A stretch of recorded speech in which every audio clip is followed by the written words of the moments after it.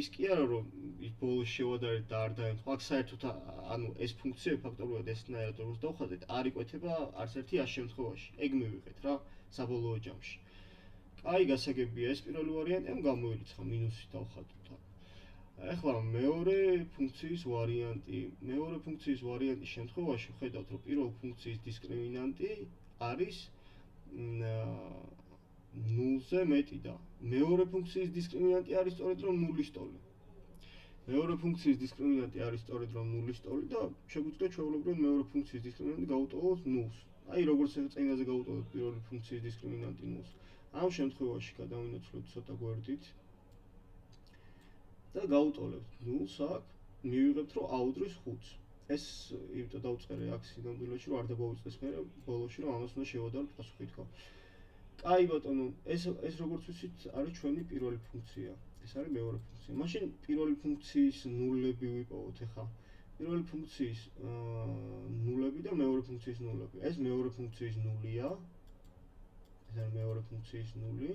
აქ დაწერილი მაქვს ზემოდან ესეთნაირად უცნაურად რომ. ანუ ეს არის მეორე ფუნქციის შტრიხი. იჯობდა რომ დამეწერა მათემატიკურად ეგრე იქნება სწორი, მაგრამ ну აქ ორიანი დავწერე. ანუ ეს არის მეორე ფუნქციის ნული, როდესაც დისკრიმინანტი უდრის ნულს მეორე ფუნქციისთვის და ეს არის -4. ანუ -4 წერტილში არის მისი ნული. და პირველი ფუნქციის დისკრიმინანტი, თუ არის 400 -8 და თუ ვიცით რომ აუდრის 5-ს, ხო? ჩავსვავთ 4 ჯერ 5 -8 და მივიღებთ 12-ს. x1 პირველი ფუნქციის ამონახსნი იქნება ფესვი 12 შეფარდებული 2-თან და მეორე ფუნქციის პირველი ფუნქციის მეორე ამონახსნი იქნება ფესვი შეფარდებული ფესვი 12 შეფარდებული 2-თან. როგორც ჩვენ ხედავთ, აქაც -4 არ უდრის არც ფესვი 12 შეფარდებული 2-თან და -4 არ უდრის არც ფესვი შეფარდებული ფესვი 12 შეფარდებული 2-თანს. ანუ არც ერთს არ უდრის და არც მეორეს, რაც იმას ნიშნავს, რომ ესეთი ფუნქციის გრაფიკით შეუძლებელია, ხო?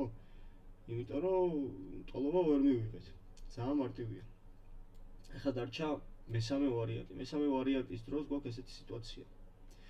მესამე ვარიანტის დროსაც ვითვალისწინებთ, რომ უნდა ეკუთვნოდეს 2-დან 5 შუალედს. ეს ჩვენთვის მოვიწერეთ სადღაც გვერდით.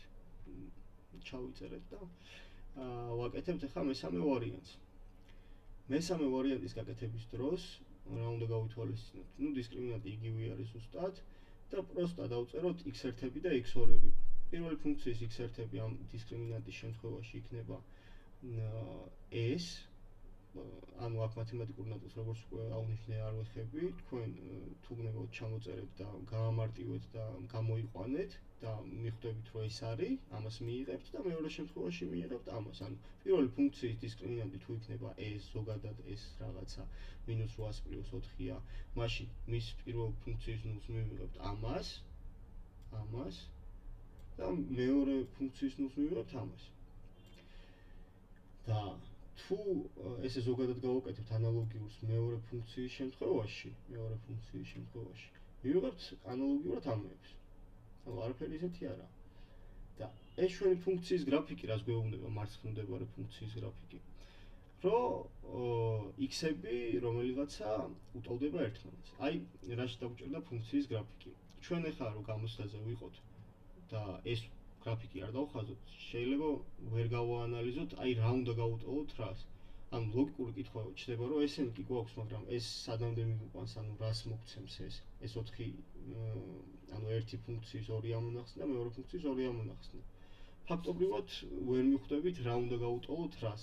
და შეიძლება ანუ ვარიანტი პირველი არის, რომ ეს აი აქ ზუსტად ეგ მიწერია, პირველი ვარიანტი არის, რომ ეს ფესვი 100 - 2 გავუტოვოთ -2 პლუს კვადრატული ფესვი 5 - 100, ან გავუტოვოთ იგივე მეორეს ანუ კვადრატული ფესვი 100 - 2 გავუტოვოთ -2 კვადრატული ფესვი 500.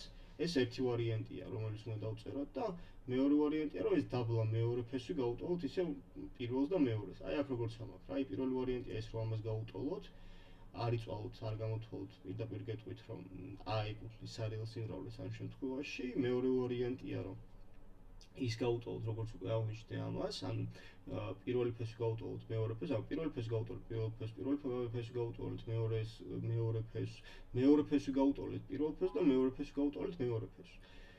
და ამდენი წერა იქ ანუ ფიზიკურად არ გამოვა, იმიტომ რომ დროის სიმცირე არის. აქედან გამომდინარე, ჩვენ ეგრევე უნდა მივხვდეთ, რომელი ფესვი რომელს უნდა გაუტოლოთ რა. და როგორც აღვნიშნე, ამ სამი ტოლობის ამოხსნის შემთხვევაში ყველა იქნებოდა, რომ აეკუთვნის ცარიელ სიმრავლეს რა, იმიტომ რომ ვერ მივიღებდით პასუხს სამარტივად რა. და ეხა ისეთი რაღაცა არ იქნებოდა ნამდვილად ამ გამოცდაში, რომ პასუხის გარეშე არის, ანუ ისეთი პასუხი არ იქნებოდა პირობითად, რომ ყოფილიყო, რომ აეკუთვნის ცარიელ სიმრავლეს და არც ერთ შემთხვევაში არ მოხერხდება ისეთი რაღაცა, რომ რაღაცა 100 ჩავსვავ და ამ ორ კვადრატულ ტოლობას ექნება მარტო ერთი საერთო. არც ერთი 100 შემთხვევაში ესეთი რაღაცა არ იქნება. ესეთი პასუხი არ იქნება, რაღაც პასუხი ექნება, ხო, რაღაცა რიცხვი. ან ხო, შეიძლება იყოს რაციონალური, რაციონალური. და სწორედ ამ მეოთხე ვარიანტის განხილვის შემდეგ, რომელიც აქ ცუდად მაქვს მიწერილი, იმიტომ რომ ნუ მეოთხე ვარიანტი მაქვს მოიაზრებული, როდესაც პირველი განტოლების მეორე ფესვს გავუტოლებ მეორე განტოლების პირველ ფესვს. მივიღებთ პასუხს. და ანუ ეს საიდან გამომდინარე უნდა მივხვდარიყავით, რომ ეგრევე ესეთნაირად თუ გვემოქმედა. აი ეგა მნიშვნელოვანი. ეს გრაფიკი, რაც დავხაზეთ, ამ გრაფიკში ნამდვილად არის პასუხი რა. ჩვენ პირველი ფუნქციის გრაფიკი უეჭველად ვიცით, რომ ესეთი იქნება დაახლოებით. სადაც აი ეს მარჯვენა მხარეს ეს იქნება წერტილი, რომელი წერტილი იქნება, იცი?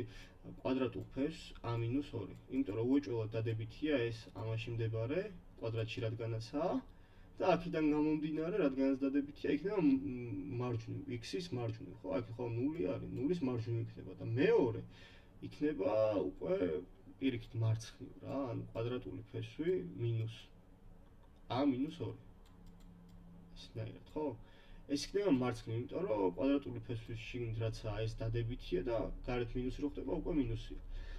და ნახეთ, ამ მეორე ფუნქციის გრაფიკი თურმე ყოფილა ეს, ანუ ეს რაცაა, ეს ყოფილა ფუნქციის გრაფიკი და არა ეს. ეს არაა ამ ფუნქციის გრაფიკი, იმიტომ რომ -2-ს პლუს კვადრატული ფესვი 5- a წერია და -2-ს მინუს კვადრატული ფესვი 5- a წერია. ანუ რა გამოდის, რომ აქ რაც არის ეს არის პირობითად სწორედ ის -2-ს მინუს კვადრატული ფესვი 5- a 2-ს მინუს კვადრატული ფესვი 5- a, იმიტომ რომ რატო ეხლა ეს იმიტომ რომ პლუსი რომელიცაა უფრო მარჯვნივ იქნება, ხო? ეს ყველა ვარიანტში დადებითი რიცხვია და მაგიტო ფესვის ქვეშ შევთანხმდით და აქ იქნება მაშინ ლოგიკურად -2-ს პლუს კვადრატული ფესვი 5- a. ხო ლოგიკურია ეს. ესე არის ზუსტად.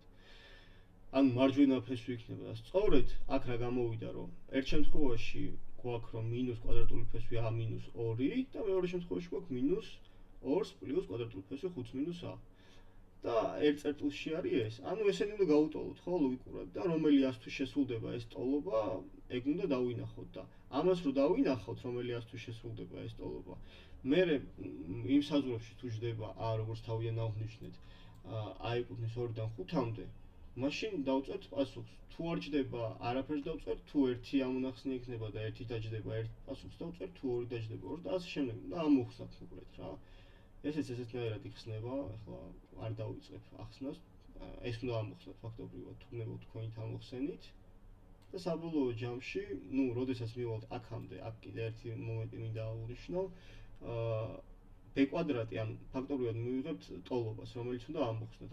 ნუ ესეც ხო ტოლობა არის და მივიღებთ ტოლობამდე ჩავალთ, რომელიც უნდა ამოიხსნას.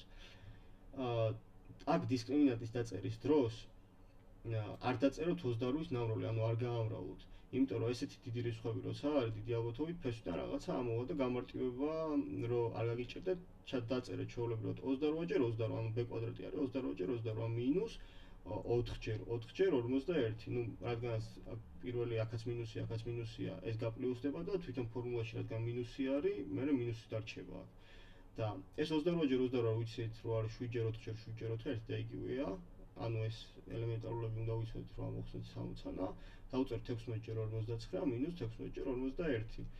და აქაც 16 გავაფრთხილებ გარეთ და იქნება 49 მინუს 51 16-ჯერ 49 მინუს 51 არის 8 და იწერება 8 და აი ერთს მივიღებთ ამას, აორს მივიღებთ ამას, რომ გამარტივდება, ეს გამარტივებას თქვენ უნდა მივხვდეთ, ეხლა რანაირად გავამარტივე, 4 გავიტანებ შეხელების გარეთ მინუსები იქ შეიკვეცება საერთოდ დაბლა და მაღლა კიდე ერთი მინუსი დარჩება და ნუ საბოლოო ჯამში მივიღებთ ამ პასუხებს.